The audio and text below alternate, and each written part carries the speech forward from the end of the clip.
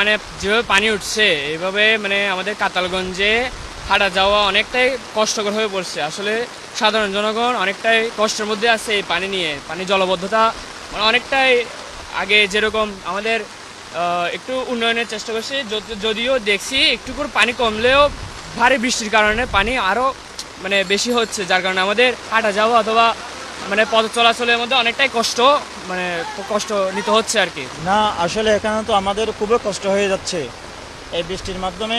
যে হালকা একটু বৃষ্টি হলেও আমাদের এখানে যে এক হাঁটু এক কোমর পর্যন্ত পানি হয়ে যায়। যে আমরা এই বিশেষ করে আমরা যারা মসজিদের ইমাম সাহেব, এখন আমরা ফজরের বেলায় ফজর নামাজ পড়তে যাই, টিউশন নিতে যাই, যে সব কিছু তো আমাদের খুবই কষ্ট হয়ে যায়।